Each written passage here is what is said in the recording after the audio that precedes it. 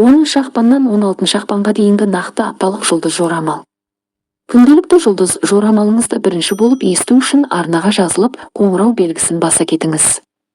Сонда сіз бірінші болып еститін боласыз. Лайк басып пікір қалдырсаңыз қуанып қаламыз. Тоқты апта басында бәрі ойдағыдай бола бермейді. Көптеген тоқтылар әдеттен тыс сезімтал болады. Ұсақ түйектерге шамадан тыс мән беруге, бейім және маңызды нәрселерді байқамайды. Бұл сіздің жұмысқа шоғырлануға және мақсаттарыңызға жетуге кедергі болады. Әріптестермен ортақ тіл табуда әдеттегіден қиындай түседі. Осы уақытта ешқандай ауқымды жобаларды бастамаңыз, күнделікті жұмыстарды орындаңыз және оң көзқарасқа енуге тырысыңыз. Аптаның екінші жартысы айтарлықтай табысты болады. Сіздің шығармашылық қабілеттеріңіз толық ашылады және қиын жағдайларда стандартты емес шешімдерді табуға мүмкіндік береді. Маңызды жетістікке жету ықтималдығы жоғары, бірақ сіз тек сәттілікке сенбеуіңіз керек. Жасалған күш-жігер тез нәтиже береді, ал өмір тәжірибесі қателіктерден аулақ болуға мүмкіндік береді. Ірі келісім шарттар жасау үшін тамаша кезең, әсіресе шетелдік серіктестермен. Жұмыста ғана емес, жеке қарым-қатынастарыңызда да көптен бері мазалап жүрген мәселелермен күрес аласыз. Торпақ аптаның басы сіз үшін өте қолайлы болады. Сіздің интуицияңыз өткір болады, басқа адамдардың сезімдері мен мүдделерін түсіну оңай болады, сондықтан оларды жеңу сізге оңай болады. Қиял мен түсінік кез келген қиын жағдайдан шығудың жолын ұсынады. Сенімділігін әлі дәлелдей алмағандарға сенуге асықпаңыз. Сіз кездейсоқ немесе әдейі жаңылыстыратын әрекеттерге ұшырауыңыз мүмкін. Сондықтан барлық маңызды ақпаратты екі рет тексеруге және нақтылауға жалғау болмаңыз. Дұрыс көзқараспен торпақтардың көпшілігі ағымдағы міндеттерді сәтті жеңіп қана қоймайды, сонымен қатар болашаққа беріп негіз жасайды. Аптаның соңына қарай жағымсыз көңіл күйді жеңу қиынға соғады. Кішкентай нәрселерге ашулануға бейім боласыз, бұл сіздің басқалармен қарым-қатынасыңызға жақсы әсер етпейді. Осы уақытқа маңызды тапсырмаларды немесе маңызды әңгімелерді жоспарламаңыз. Демалыс күндерін жақын адамдармен тыныш және босаңсыған ортада өткізудің ең жақсы жолы. Егіздер аптаның басы қиын болады. Шешім қабылдауға немесе өз пікіріңізді айтуға асықпаңыз. Барлық нюанстарды түсіну және барлық ықтимал тәуекелдерді ескеру үшін сізге біраз уақыт қажет болуы мүмкін. Бұл байыпты келіссөздер үшін ең жақсы уақыт емес.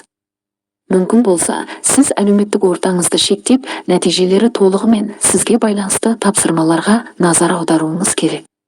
Тіпті сенімді серіктестер де сәтсіз жағдайларға байланысты сізді ренжітуі мүмкін. Дегенмен сәл кейінірек жетуге мүмкіндігіңіз болады.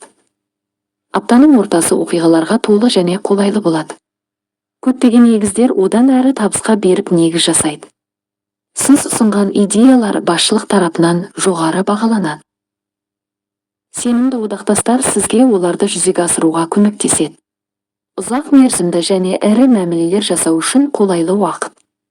Аптаның соңына маңызды ештеңе жоспарламаңыз. Жағдайлар әрқашан сіздің пайдаңызға бола бермейді. Шыдамды болыңыз, сіз барлық мәселелерді біртіндеп шешесіз. Шаян аптаның басы сіз үшін қиын кезең болады, бірақ жақсы мүмкіндіктер де көп болады. Бейтаныс жағдайларды түсіну қиын болады. Асықпаңыз, әрбір қадамды мұқият ойластырыңыз, ұсақ бөлшектерге ерекше назар аударыңыз. Құжаттарға қол қоюда кешігулер болуы мүмкін және сіздің бұған әсер етуіңіз екіталай. Кейбір идеяларыңызды жүзеге асыру мүмкін емес, бірақ сіз оны бірден түсінбейсіз. Дегенмен жеткілікті еңбекқорлықпен шаяндардың көпшілігі әсерлі нәтижелерге қол жеткізе алады және болашақ табыстың негізін қалады. Егер сіз барынша күш салсаңыз, жақын болашақта мансаптық өсуге қол жеткізесіз. Сізге қосымша жүктеме қажет болуы мүмкін, бірақ бұл оған тұрарлық. Аптаның соңы жаңа нәрселерді үйренуге, емтихандарға дайындалуға және кәсіби дамуға қолайлы. Көптен күткен жағымды жаңалықты алуыңыз әбден мүмкін. Арыстан аптаның басында шыдамдылық пен сақтық қажет болады. Басқалармен қарым-қатынаста қыңыр болмау керек. Әңгімелесушіні тыңдауға қабілетсіздігімен келмеуі сізге қатыгез әзіл ойнайды. Осы уақытқа маңызды баяндамалар мен маңызды кездесулерді жоспарламау керек. Арыстандардың көпшілігі басқа адамдардың қатысуын қажет етпейтін күнделікті және таныс тапсырмаларға назар аударудан пайда көреді. Аптаның ортасына қарай оң үрдістердің әсері басым болады. Бейбіт көзқарас әріптестермен және туыстармен келісімге келуге, бұзылған қарым-қатынастарды қалпына келтіруге және өрескел жиектерді тегістеуге көмектеседі. Шығармашылық қабілеттеріңіз толық ашылып, бірқатар таныс мәселелерге жаңаша көзқараспен қарауға мүмкіндік береді. Сіз көптен бері бастай алмай жүрген нәрселеріңізді реттей аласыз. Аптаның соңы әсіресе қарым-қатынас, достық және романтикалық кездесулер үшін қолайлы. Сіздің тартымдылығыңыз ешкімді бей-жай қалдырмайды. Бикеш аптаның басы тым оңай болмайды, бірақ күрделі мәселелерден қорқудың қажеті жоқ. Көптеген бикештер маңызды мәселелерге көзқарастардағы айырмашылықтарға байланысты басқалармен ортақ тіл табуда қиындықтарға тап болады. Шыдамдылық пен әдептілік сізге көмектеседі, тіпті келісімге келе алмасаңыз да, кем дегенде жанжалдардан аулақ боласыз. Бұл ауқымды жобаларды бастау және ірі мәмілелерді жасау үшін ең қолайлы уақыт емес. Кейбір ұзақ мерзімді серіктестер сізді ренжітуі мүмкін. Қолдағы жұмысқа назар аударыңыз, қателерді түзетіңіз және құжаттарыңызды ретке келтіріңіз. Жағдай жақын арада жақсы жаққа өзгереді. Аптаның ортасында жоғалтқан уақыттың орнын толтырып, ескі пайдалы байланыстарды қалпына келтіріп, беделіңізді нығайта аласыз. Жаңа нәрсені үйренуге қолайлы уақыт. Сіз өзіңізге бейтаныс тақырыптарды оңай түсінесіз, ал алған біліміңіз жадыңызда ұзақ сақталады. Батылдық пен табандылық сізге қолайлы шарттар бойынша келіссөздер жүргізуге мүмкіндік береді. Сенімді одақтастар сіздің идеяларыңызды жүзеге асыруға көмектеседі. Таразы. Аптаның бірінші жартысы ерекше жемісті болады. Сіздің алдыңызда сіз жіберіп алмайтын қолайлы мүмкіндіктер ашылады. Сіз тіпті бұған ешқашан бейім болмаған адамдардан да қолдау табасыз. Көптеген таразылар мансабында жоғарылау мүмкіндігіне ие болады. Жаңа нәрселерді үйреніп, кәсіби дағдыларыңызды жетілдіретін және емтихандарға дайындалатын кез келді. Сапарлар сәтті өтіп, қажетті нәтиже береді. Аптаның ортасында басты нәрсеге назар аудару және басымдықтарды ақылмен белгілеу қиын болады. Ешқайда асықпауға тырысыңыз, импульсивті шешімдер дұрыс емес болып шығады. Жұмысыңызда сізге пайдалы болатын пайдалы дағдыларды үйрену мүмкіндігіне ие боласыз.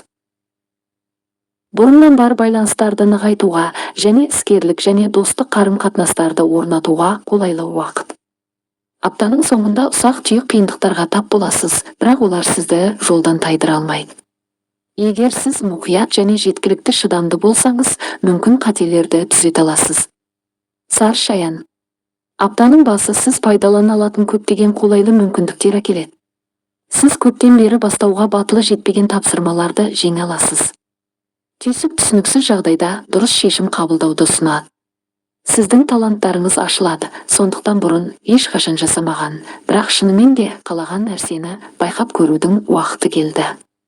Сіз жақсы нәтижеге тез қол жеткізе аласыз. Көптеген сары шаяндар бұрыннан келе жатқан жаман ниетті адамдардан басымдыққа ие болады. Аптаның екінші жартысы біршама қиын болады. Бірінші әрекетте бейтаныс нәрселерді түсіну әрқашан мүмкін емес.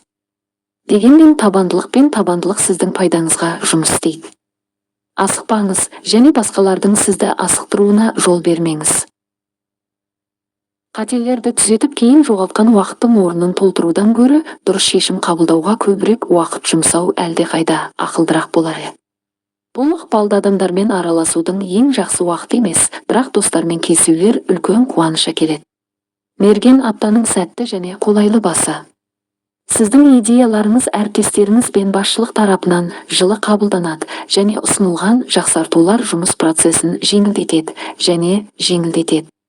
Талқылаулар, конференциялар мен кездесулер үшін жақсы уақыт. Даулы мәселелерде де ымыраға келетін шешім табуға болады. Сапарға баратын мергендердің жолы оңай, әр қадамында сәттілік болады. Келешегі зор таныстар жасауға мүмкіндік туады. Аптаның ортасында тартымдылығыңыз артып, адамдарды оңай жаулап алуға мүмкіндік береді. Олар сізге кез келген жағдайда көмектесуге, көмек көрсетуге және ең жақсы әрекет туралы кеңес беруге қуанышты болады. Қысқа мерзімді болса да, айтарлықтай қаржылық табысқа жету мүмкін. Жақында келіспеушіліктер жиі туындайтын қарым-қатынастарды жақсартуға болады. Аптаның соңы маңызды шешімдер қабылдау үшін өте қолайлы емес. Бірақ сізді жеке өміріңіздегі жағымды өзгерістер мен жақын адамдарыңыздан тосын сыйлар күтуде. Тәуешкі сізді қиын апта күтіп тұр. Маңызды нәрсеге назар аудару қиын болады. Сіз ұсақ бөлшектерге шамадан тыс мән бересіз. Көптеген тәуешкілерге эмоцияларды жеңу қиынға соғады. Олармен әдетте қақтығыстары жоқ адамдармен де ортақ тіл табуға кедергі болады. Сіз күнделікті тапсырмаларды жақсы жеңесіз, бірақ шығармашылық жұмысты басқа біреуге тапсырған дұрыс, немесе мұндай мүмкіндік туындаса, оны кейінге қалдырған дұрыс. Аптаның екінші жартысында жағдай біртіндеп жақсы жаққа өзгереді. Сіздің сүйкімділігіңіз айналаңыздағыларға айқын болады және ешкімді бей-жай қалдырмайды. Басқа адамдармен өзара түсіністікке жету әдеттегіден оңайырақ болады. Бұл ынтымақтастықты бастау үшін жақсы уақыт, ол ұзақ және жемісті болады. Сіздің шығармашылық қабілеттеріңіз ашылады. Бұл сізге таныс мәселелерді шешудің өзіндік тәсілін табуға мүмкіндік береді. Су құйғыш аптаның басы жақсы жаққа көптеген өзгерістер әкеледі. Көптен бері кейінге қалдырған тапсырмаларды орындауға кірісетін кез келді. Сіз жоспарлағанның бәрін және сіз күткеннен де жылдам әрі оңай жүзеге асыра аласыз. Жаңа іскер серіктестермен қарым-қатынас орнатуға мүмкіндік туады. Кейбір су құйғыштар ықпалды меценаттарға ие болады. Сіздің сендіру қабілетіңіз толығымен ашылады, сондықтан кез келген келіссөздер ең аз қиындықсыз жалғасады. Сіз көптеген жолдармен сәттілікке ие боласыз, бірақ сіз тек сәттілікке сенбеуіңіз керек. Сәттілік жеткілікті күш салған адамға ғана жетеді. Төзімділік пен табандылық кез келген күтпеген оқиғаларды жеңуге көмектеседі. Бірінші әрекетте бірдеңе нәтиже бермесе де, сіз қалаған нәтижеге жетудің жолын табасыз. Барлығымен жалғыз айналысудың қажеті жоқ. Алғашқы қадамдар өз бетінше жасалуы керек, бірақ содан кейін сенімді одақтастар сізге көмекке келеді. Балықтар аптаның басында басқалармен тіл табысу қиынға соғуы мүмкін. Сіздің қарым-қатынас стиліңіз ынтымақтастықты ынталандырмайды, сондықтан сіз таңдаған сөздер мен интонацияларға ерекше назар аударыңыз. Бұл дөрекі және мысқылдық, әсіресе жақын адамдармен сөйлескенде. Дегенмен балықтардың көпшілігі өз энергиясын дұрыс бағытта бағыттаса, жұмыста айтарлықтай нәтижелерге қол жеткізе алады. Аптаның ортасында сіз әдеттен тыс достыққа айналасыз, сондықтан бұзылған қарым-қатынастарды қалпына келтіруге және жаңа байланыстар орнатуға болады. Көпшілікке шығу керек, бұл сізге үлкен рахат әкеледі. Қызықты адамдармен кездесуге қолайлы уақыт. Олардың кейбіреулері сіз үшін жақсы достар немесе сенімді серіктестер болуы мүмкін. Аптаның соңында абай болыңыз және ешқайда асықпаңыз. Асығыс шешімдер шығын мен шығынға әкелуі мүмкін. Дегенмен дұрыс көзқараспен сіз проблемалардан аулақ боласыз, сонымен қатар басқа адамдар жіберген қателерді түзете аласыз.